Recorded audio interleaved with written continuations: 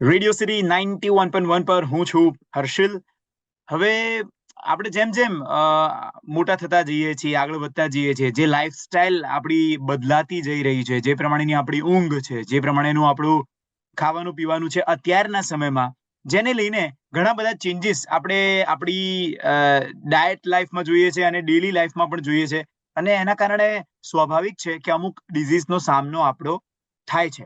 હવે medical science પણ આગળ વધ્યું છે સાથે સાથે, એટલે મોટા ભાગના ડિઝીઝના ક્યોર પણ ઉપલબ્ધ છે અને નવા રિસર્ચ અને નવી દવાઓ શોધાઈ પણ રહી છે. તો આજે આપણે વાત કરવાના છીએ ઇનફર્ટિલિટી વિશે. આપણી સાથે છે experience doctor Dipesh Sorathiya from Khushi IVF. Dipesh sir, thank you so much અમારી સાથે જોડાવા માટે. અને એ થેન્ક યુ વેરી મચ હર્ષિલભાઈ. અને બહુ જ ઇમ્પોર્ટન્ટ સબ્જેક્ટ ઉપર આપણે વાત કરવાના છીએ. અને મને એવું લાગે છે ખુદ હવે કે ઘણું બધું જ્ઞાન મને પણ મળે છે when I talk with experience doctor like you. So awareness campaign જે ચાલતા હોય છે, એમાં me being the lucky guy from radio, મને પર્સનલ અવેરનેસ મળે છે તમારા જેવા ડોક્ટર સાથે ભેટો થાય છે ત્યારે. So once again thank you so much for joining us at radio city. Thank you. It is so inspiring કે what we call the influencer, એટલે તમે પણ થોડું નોલેજ લો તો that will help to so many people. Yes yes, very true very true. So sir, હવે infertility આ જે સબ્જેક્ટ છે, આમ તો આમ નવું નથી, પણ અત્યારે કદાચ પ્રમાણ એનું વધી ગયું હશે, આંકડા વધી ગયા હશે. 80s માં 90s માં આપણે ઇનફર્ટિલિટી વિશે જાણ્યું હશે, સાંભળ્યું હશે, કોઈ દંપતીને એ પ્રોબ્લેમમાંથી પસાર થતા જોયું પણ હશે. પણ આ જે 21st સેન્ચુરી છે, અને ખાસ કરીને આ જે છેલ્લા 5-10 વર્ષનો જે સમયગાળો છે, એમાં નંબર્સ વધતા આપણે જોયા છે. સો મારે તમને એ પૂછવું છે કે આ ઇનફર્ટિલિટીના ઇસ્યુનું ભારણ ભારતમાં કેટલું છે, એટલે કેટલા લોકો સમસ્યાથી પીડાઈ રહ્યા છે, અને what numbers if you have. So simple વાત કરીએ તો દર 10 દંપતીમાંથી 4 થી 6 દંપતીને કોઈ પણ તબક્કાની ઇન્ફર્ટિલિટીનું ઇસ્યુઝ આવે છે અત્યારે. Oh, that's almost 40%.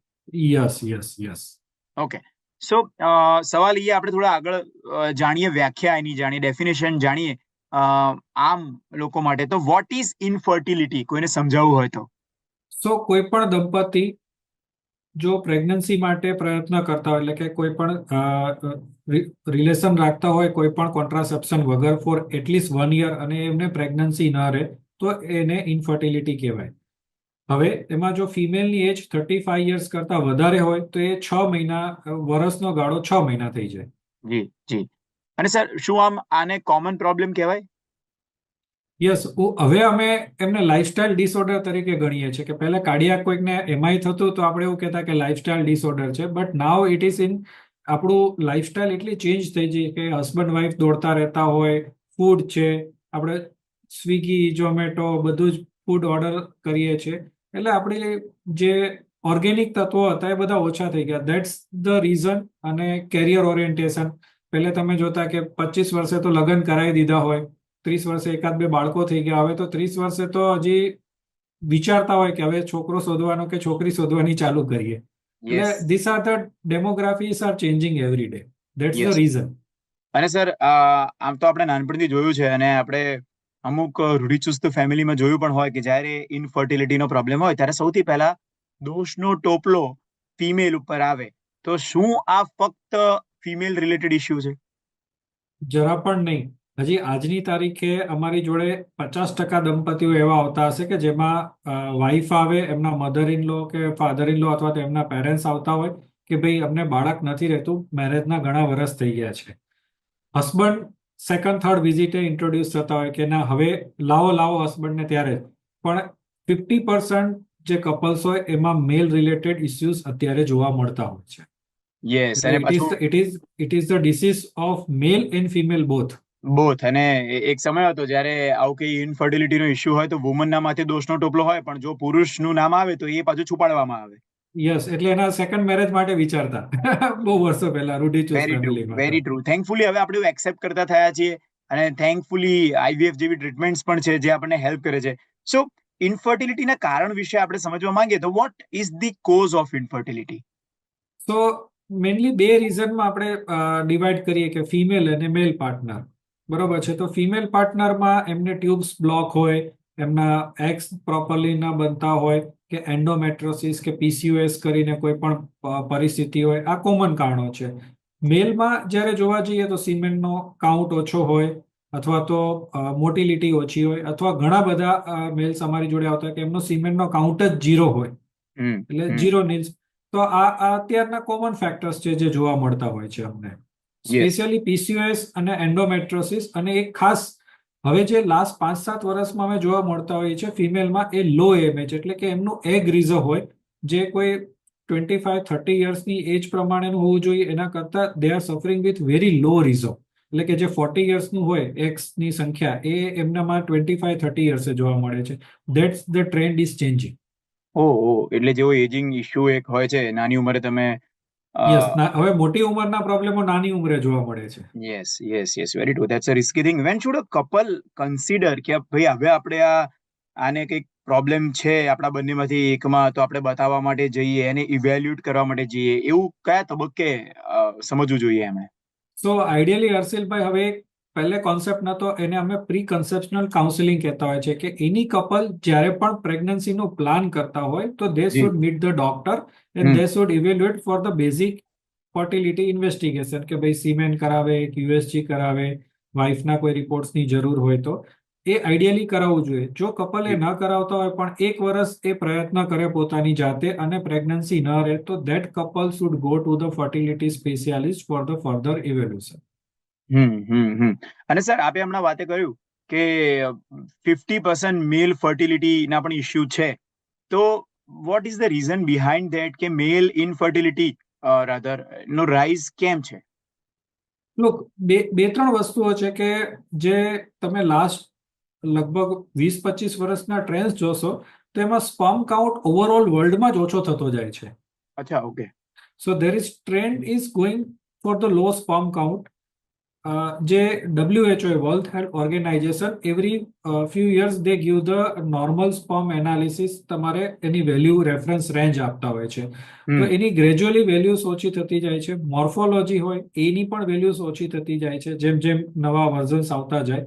So there is a declining trend of the semen count. Hmm hmm બીજું, લાઇફસ્ટાઇલ ચેન્જીસ, પૂરતી ઊંઘ નહીં, સ્ટ્રેસ,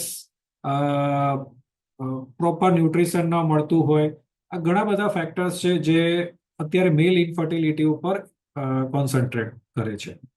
અને શું દીપેશ સર, તમને એવું લાગે છે કે આની ઉપર અવેરનેસ છે પુરુષોમાં, ખાસ કરીને ઇન્ડિયામાં ઇનફર્ટિલિટી ઉપર? Very poor awareness. હમ એ લોકો બેઝિકલી કેવું હોય કે ફિમેલમાં કંઈ ઇસ્યુ હોય તો they are ready to accept કે ના, પ્રોબ્લેમ છે, તો yes. They are ready to correct. But જ્યારે એવું કહેવામાં આવે કે તમારો સ્પર્મનો કાઉન્ટ ઓછો છે, કે તમારી મોટિલિટી ઓછી છે, કે સ્પર્મનો કાઉન્ટ 0 છે, કે હમ વોટ આર ધ ઓપ્શન્સ, તો દે વિલ હેઝિટેટ ટુ એક્સેપ્ટ કે આ મને પ્રોબ્લેમ છે. જી. એ થોડો સમય ફર્યા કરશે, અને એ દરમિયાન વાઇફની એજ વધતી જશે, એટલે બીજા પણ પ્રોબ્લેમ્સ એડ થતા જતા હોય છે. એટલે વેરી હમ પુઅર અવેરનેસ. સો તમને લાગે છે કે એ અવેરનેસ વધારવા માટેના ઘણા બધા મહેનત અને પ્રયત્નો કરવાની અત્યારે જરૂર છે પુરુષોમાં, ખાસ કરીને, જેવી રીતે તમે કહ્યું કે સ્વીકાર નથી એ લોકોને?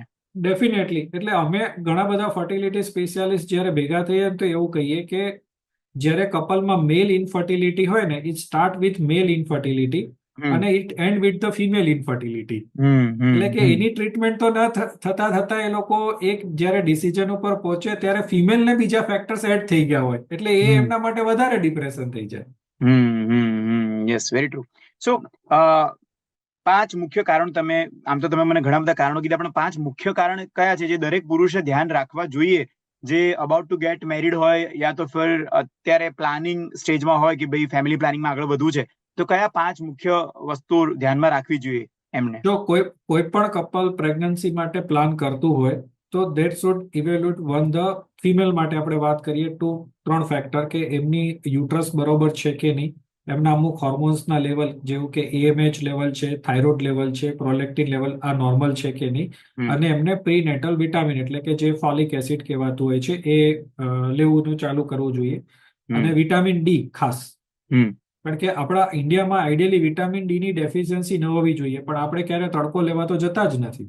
Yes yes. બરાબર. સેમ હસબન્ડે પણ પ્રીનેટલ્સ વિટામિન અને વિટામિન ડી લેવું જોઈએ અને એમને એક સિમ્પલ સારો ટેસ્ટ સિમેન્ટનો રિપોર્ટ કરાવવો જોઈએ. જો આ બધા ટેસ્ટ નોર્મલ આવે તો એમના માટેની ફર્ટિલિટીની જર્ની એટલે પ્રેગ્નન્ટ પેરેન્ટહુડ પહોંચવાની જર્ની બહુ સિમ્પલ થઈ જતી હોય છે. હા, એટલે આમ જોવા જઈએ તો આટલું આ પ્રિકોશનરી મેજર્સ છે એને લઈ લઈએ તો આપણને ખ્યાલ આવી જાય.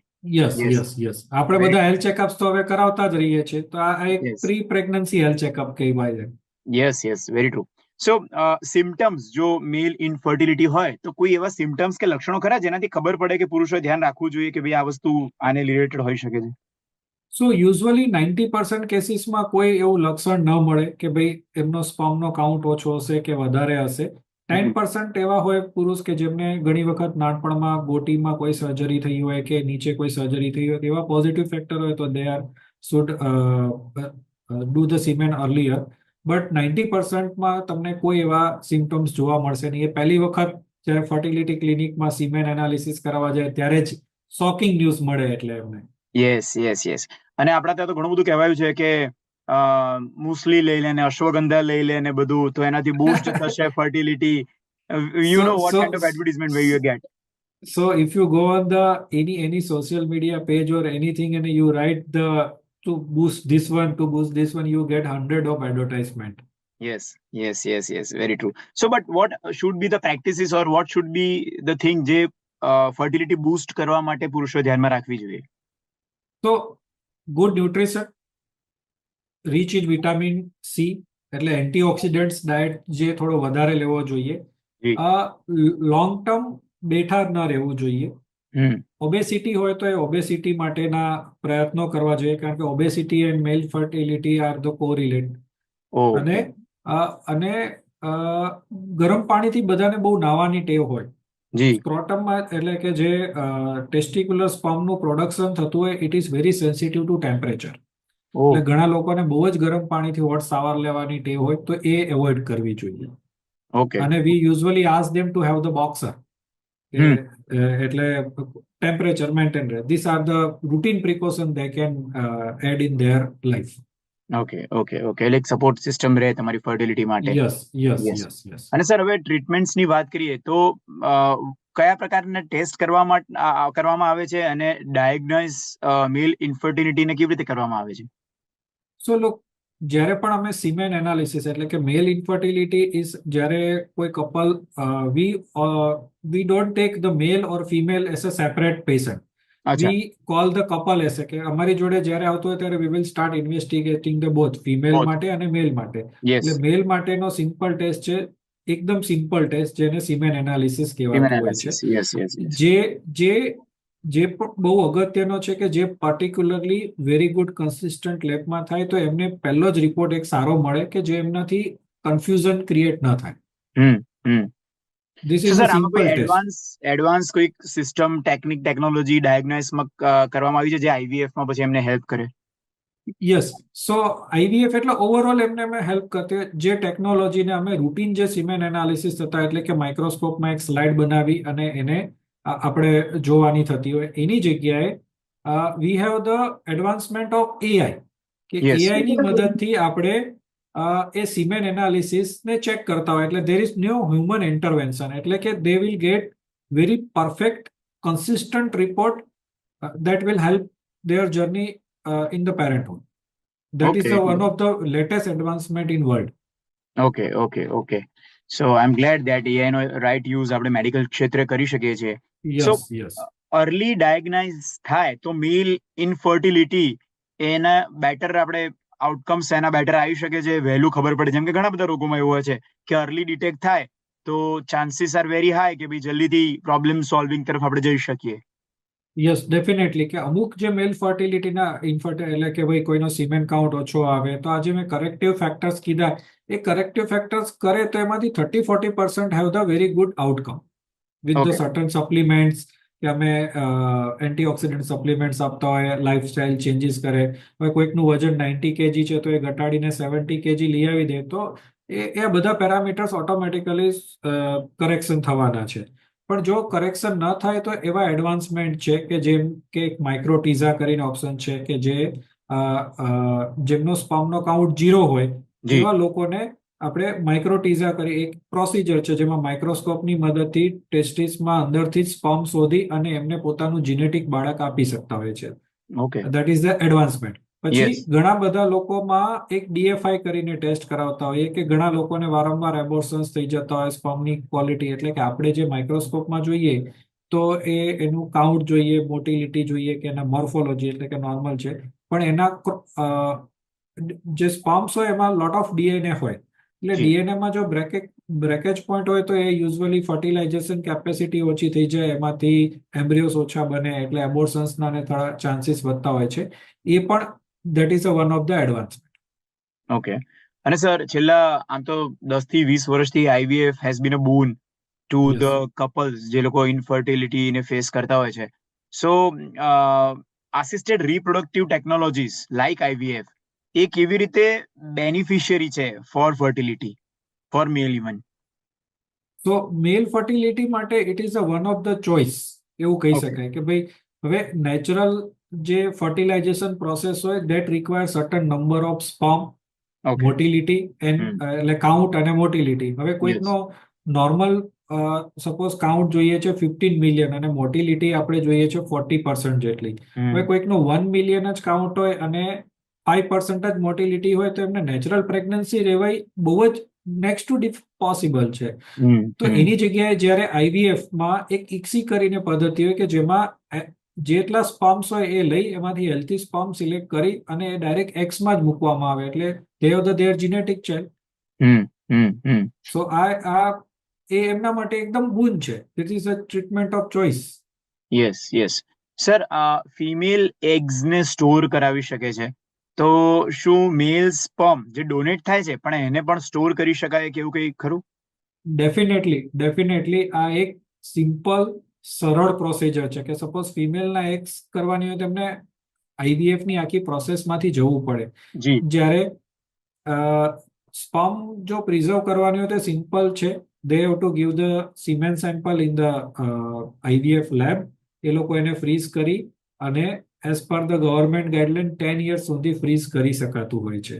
અમારી જોડે તમને જાણીને આનંદ થશે કે અમારી જોડે ઘણા બધા ઓન્કોલોજી એટલે કે જે કેન્સરના પેશન્ટ્સ હોય, જે મેલ જેમની કિમોથેરાપી લેવાની હોય, યસ. એમના અમે ઘણા બધા સિમેન સેમ્પલ્સ પ્રિઝર્વ કરતા હોઈએ છીએ, જે એમને કેન્સર ક્યોર થઈ જાય પછી એમના મેરેજ થાય અને એમાંથી અમે એમને પ્રેગ્નન્સીસ આપતા હોઈએ છીએ. Oh, very nice, very nice. So this is like amazing. આ એક એવો એડવાન્ટેજ છે કે when you feel healthy ત્યારે Yes. તમારે બાળક કરવું હોય તો એ તમને એડવાન્સ આ સ્ટોરેજની મદદથી એ હેલ્પ કરે છે એ વખતે. Yes. Because when we want to plan તો તમે નાદુરસ્ત તબિયતમાં હો ત્યારે પ્લાન ન કરી શકો, પણ તમે જ્યારે હેલ્ધી ફીલ કરો હસબન્ડ વાઈફ બંને ત્યારે આ જે એડવાન્સ સિસ્ટમ છે એ અવેલેબલ હોય તો એ ફાયદો થાય. યસ. અને બીજો ફાયદો કે it is a very cost effective treatment. Suppose કોઈ આઈવીએફમાં એગ્સ પ્રિઝર્વ કરવાના છે તો એની on an average cost 1 to 1.5 lakhs rupees થતી હોય, જ્યારે એક સિમેન સેમ્પલ ફ્રીઝ કરવાની કોસ્ટ 2.5 થી 3,000 રૂપિયા જ થતી હોય. Oh, that is okay, okay. એટલે that એ પોસિબલ છે એમ એવું છે, આ બધાની માટે સો આટલો તો ખર્ચો થઈ શકે એવું છે. એવું નથી કે કોઈ માટે નોન એફોર્ડિંગ થાય. It is a very affording treatment for them. Yes, very true. અને સર તમે તો આમે આ એઆઈ ની વાત કરી દીપેશ સર તમે આગળ કે કેવી રીતે એઆઈ હેલ્પ કરે છે. સો ઇન ફ્યુચર કોઈ એવી ટેકનોલોજી આવવાની હોય કે અત્યારે આવી ગઈ હોય આઈવીએફ ને લઈને જેમાં એઆઈ નો વધારે ઉપયોગ આગળના સમયમાં થશે તો એ વધારે ને વધારે સારા જ રિઝલ્ટ આપશે એવું કંઈ ખરું? યસ. સો એઆઈ ઘણા બધા સ્ટેજે આઈવીએફ એટલે કોઈ પણ ફર્ટિલિટીની ટ્રીટમેન્ટમાં ઇન્વોલ્વ થયું છે હવે. એક કે એઆઈ ની મદદથી અમે સિમેન એનાલિસિસ કરતા હોઈએ છીએ અને કોમ્પ્યુટર આસિસ્ટેડ સ્પર્મ એનાલિસિસ કહેતા હોય છે, જેમાં તમને એક્યુરેટ કાઉન્ટ, મોટિલિટી અને મોર્ફોલોજી મળતું હોય છે.